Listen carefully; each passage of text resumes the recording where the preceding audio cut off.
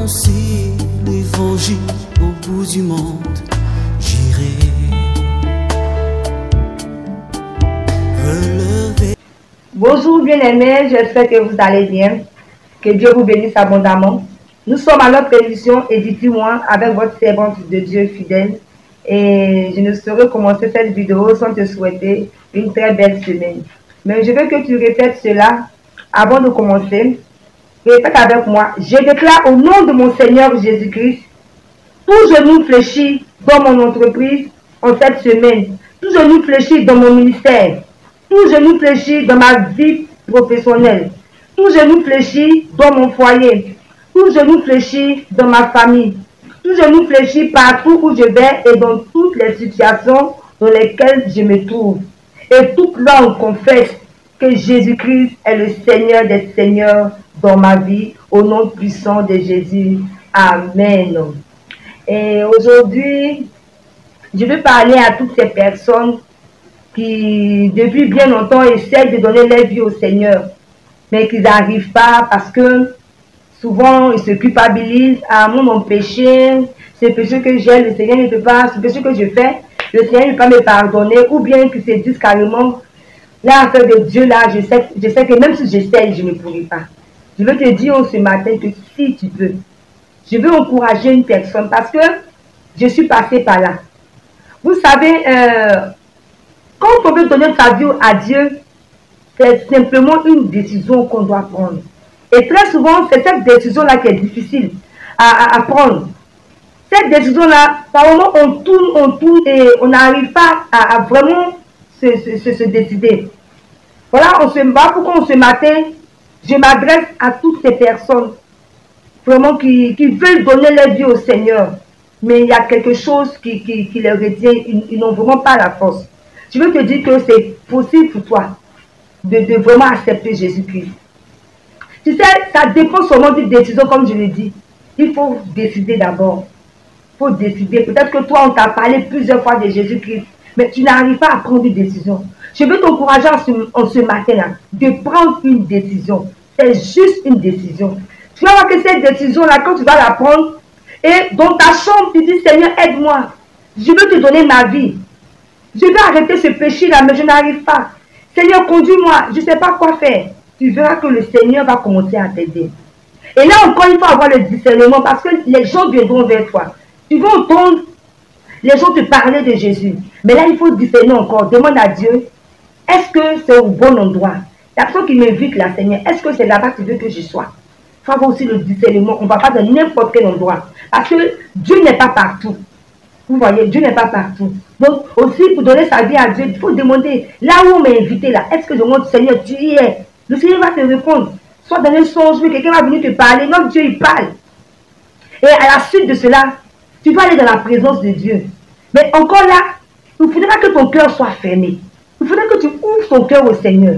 Dis-lui que je suis pécheur, mais Seigneur, j'ai besoin de toi. Je veux que tu viennes m'aider. Viens me montrer le chemin. Mon frère, tu peux être dans la présence de Dieu. Ce n'est pas la magie. Et quand tu vas dans la présence de Dieu, tout change, bien, tu changes de comportement. Non, c'est un peu. C'est comme une maison qu'on est en train de construire. On met un peu, on fait un peu. Quand le maçon vient, il monte aujourd'hui à tel niveau. Demain, il vient, il monte à tel niveau. Et après, tu vois la maison. C'est un peu. C'est pas un coup comme ça. Donc, ne pense pas que dans la présence de Dieu, tu seras transformé un coup. Il y aura des choses qui vont changer immédiatement, d'accord. Mais ce n'est pas tout. C'est un processus. Donc, il ne faut pas te culpabiliser pour dire que non, je suis là, mais depuis les choses, Dieu va le faire. Mais il faut que tu aies d'abord la volonté. Il faut que toi aussi, tu ouvres ton cœur au Seigneur parce que c'est une collaboration entre toi avec le Seigneur. Parce que donner sa vie à Dieu, c'est collaborer avec le Seigneur. Si tu collabores avec lui, tu vas voir que ça va vraiment aller sur les roulettes. Je donne mon exemple. Moi, j'étais dans la présence de Dieu et j'ai quitté sa présence à 15 jours. Et quand je suis revenue encore avec beaucoup de péchés. La fornication, le mensonge, j'allais même chez les marabouts. Parce qu'il faut dire ce que tu es. Jésus m'a transformé aujourd'hui, je ne suis plus la même personne. Pour aider quelqu'un, je dois dire la vérité. Et j'étais dans la présence de Dieu, j'avais soif de Dieu quand je suis revenue.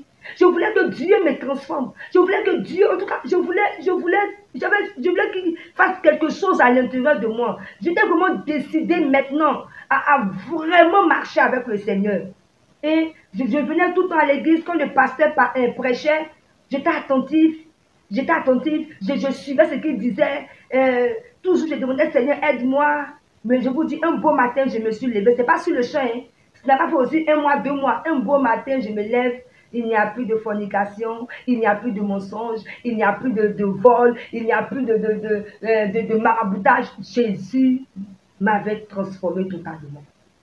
Et j'ai compris que vraiment ce Dieu est le Dieu d'amour. Il n'est pas là pour te condamner, mon frère, ma soeur. La Bible déclare que Jésus-Christ aime le péché, mais n'aime pas le péché. Quel que soit ton état, il peut te faire sortir de là. Donc, je ne veux pas que tu te sens, tu te culpabilises, ou que tu te condamnes. Non, Jésus t'aime. Je suis capable de te faire sortir. C'est possible pour toi. Tu peux naître de nouveau. Jean 3, le verset 3 dit, si quelqu'un ne naît pas de nouveau, il ne peut voir le royaume de Dieu. Si tu n'es pas né de nouveau, tu ne peux pas voir le royaume de Dieu. Et j'aime ce chant qui dit, tu peux naître de nouveau, tu peux tout recommencer, balayer ta vie passée et repartir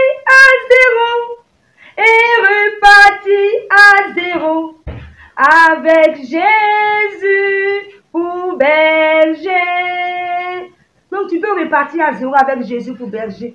La Bible déclare dans Matthieu 11, verset 28, « Venez à moi, vous tous qui êtes fatigués et chargés, et je vous donnerai du repos. » Jésus veut donner du repos à quelqu'un. Il veut décharger le fardeau que tu as. Si tu encore maintenant ta vie à Dieu, c'est encore possible pour toi. Tu peux être transformé.